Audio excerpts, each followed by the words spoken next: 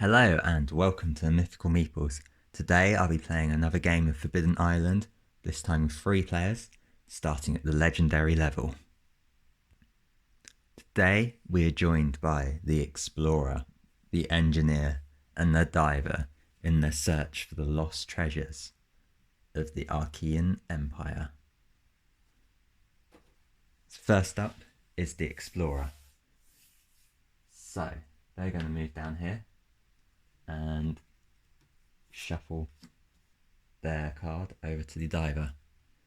You get to draw 2 cards, so you get the fire and the earth. So we're off to a good start. We've got 4 airs, 2 earths, 2 fires, in quite good positions as well. 3 cards: Breaker's Bridge, Cave of Embers, and Twilight Hollow. Cave of Embers is down here. Breaker's Bridge is all the way over here. And Twilight Hollow is also here. So the top left of the board doesn't look too bad if it gets flooded. Bottom half, right hand half has got all of the cards with the symbols on, and then right over here is Fool's Landing. So I can't make it to the diver in 1 turn, so if I move here I can shore that up for 1 action as the engineer, and then move up here. Water Eyes and Helicopter Lift. So let's deal with the Water Eyes. Sends this up to 3, so it's still on 3, and then we have to reshuffle this pile. So we need to draw 3 cards first thing. So Twilight Hollow is gone, the Gold Gate is gone, Breaker's Bridge is gone. So Twilight Hollow, Breaker's Bridge, Gold Gate. So that's a big chunk of the board gone in turn 2. Next up we have the diver. So there's not much they can do. However, what I am going to do is grab these little tokens, and because the diver can move through flooded areas, just put them down where the tiles were, just to help keep a track of what they can do. So their first pot of call is going to shore this up. Then they're just going to move here, and there's not much else they can do on their turn, unfortunately. So you get a water and another earth. This is quite handy. Can you see them down the bottom? Not quite. So if we just stack those up, stack that one up there. 3 cards: the Cave of Embers, the Dunes of Deception, and the Silvergate. Cave of Embers, Silvergate, and the Dunes of Deception are lost.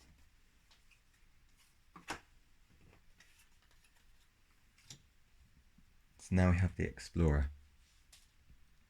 So what they're going to do, move over here because they can move diagonally, shore that one up, and shore that one up as they can do that diagonally as well. Get another earth, air, and another fire. So ideally they're going to have to get one of their fires or one of their earths over to one of the other players. 3 cards: the Watchtower, which we just shored up, the Iron Gate, just over here, and then the Copper Gate, which we lose. And then I'll find my tokens. Pop that down there. So that was the Explorer's go. So the Engineer, we're going to pass the Earth Air over to the Diver, which means they can discard 1. Where are the airs? All the way over here. So that's their first action. Second action is going to be shoring up the Iron Gate, and then they're going to end their turn on the Cave of Shadows in case they need to shore up the Cave of Embers. Another Helicopter Lift, and another fire. That's useful. So the divers, not quite the divers go. So the Cliffs of Abandon go under. Abandon all hope, ye who enter here. The Howling Gardens go under. And the Lost Lagoon goes underwater. This could prove quite handy for the diver. So the most logical thing for the diver to do, to me at least, is move here, and collect the air statue. So that's the first one done. Water Eyes and the fire. So we've got all of the fire tokens out now. And this goes up to 4. Don't have a sandbag, so chances are we're going to lose the Cave of Embers. Howling Gardens at the top here, doesn't matter if we lose it. Watchtower isn't too important. Lost Lagoon and Cliffs of Abandon aren't too important. The main issue is losing the cards. So what 4 cards do we get? The Watchtower, which is gone. I'll just put a little token in to show that. The Iron Gate goes back underwater. The Silver Gate goes underwater. And the Cliffs of Abandon are lost. They are abandoned.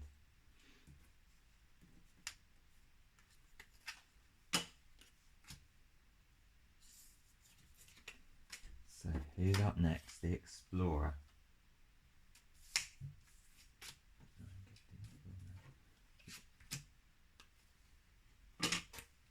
The Explorer is going to have to move to the Engineer to give them the 2 tokens. So what I'm going to do is I'm going to have to discard one of these anyway. Is use the helicopter lift to move them there. Pass the 2 tokens over, cards over, and then shore up the Cave of Embers. This means when the Engineers go, they can get the fire statue, crystal. Oh, we nearly have Earth. We just need to get the diver to give the Explorer the final Earth card. And then 4 of these. So the Cave of Embers. Howling Garden is lost. Lost Lagoon is lost. And Tidal Palace goes underwater. So let's take out Lost Lagoon and Howling Garden. Pop them tokens in. So the diver has a nice little path going on there that they can use. I do often find that the Engineer and diver don't synergise very well, just because the Engineer shores up a lot and the diver relies on things not being shored up very much. So this could play out quite interestingly. So the Engineers go. They discard those to pick up the Crystal of Fire. Shore up these 2 for 1 action. And then they may as well move to a slightly more central location. Move up to Phantom Rock. Next up, 2 cards. Get another sandbags. And we get a water.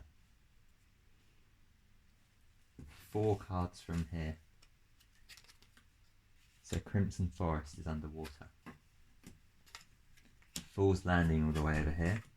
We have 2 sandbags. Temple of the Moon and the Cave of Shadows.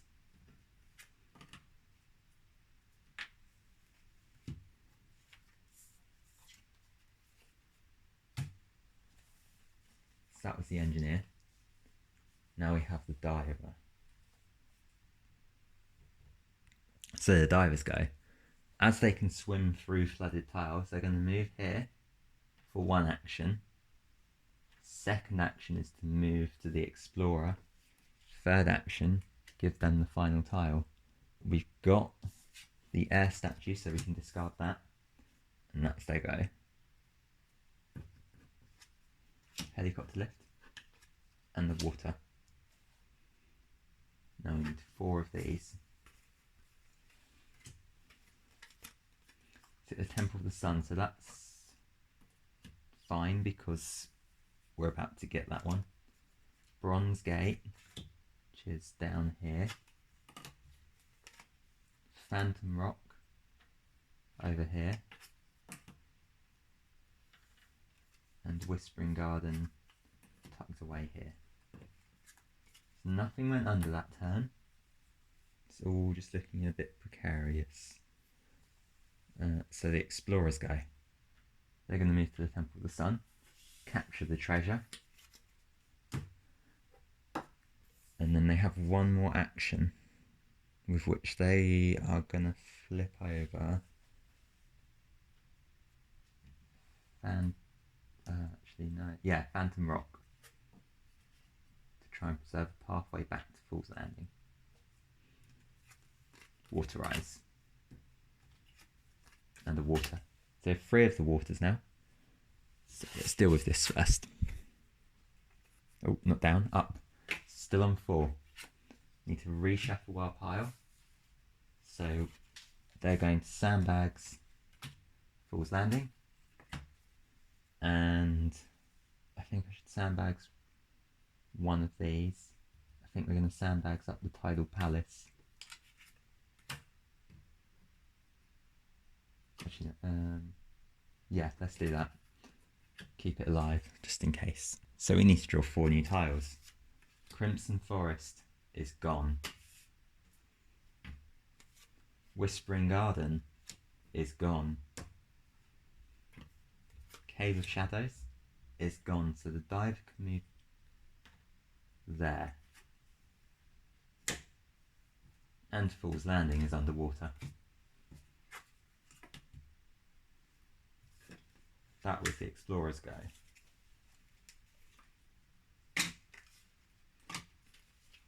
So, the Engineer needs to start shoring things up. So their first action, shore up Temple of the Sun, shore up Iron Gate. Then they're going to move to Misty Marsh, shore up the Bronze Gate and Fool's Landing. Draw 2 of these cards, so Water and Earth. They are probably the worst person to do the water as they are furthest away. And then we need to draw 4 of these cards.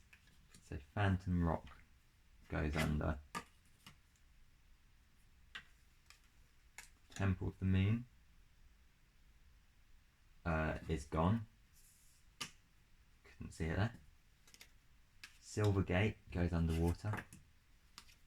And Tidal Palace goes underwater. I think the diver is going to be half the one that has to do this, as they are the swimmer. I can't see the Engineer making it back, and the Explorer may struggle, although they can move diagonally.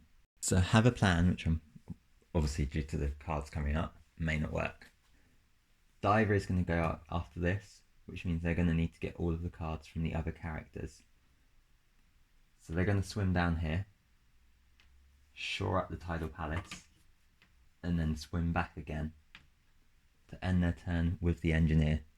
Explorer and Engineer are then work on damage control. Diver's gonna try and get this. So cards, Air and Earth. It doesn't really matter which we keep now. We just need to make sure we keep hold of the water ones. I've put them in the wrong place.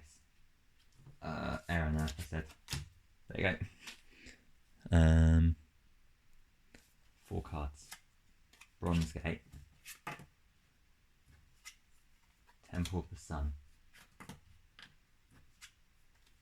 Iron Gate, Cave of Embers.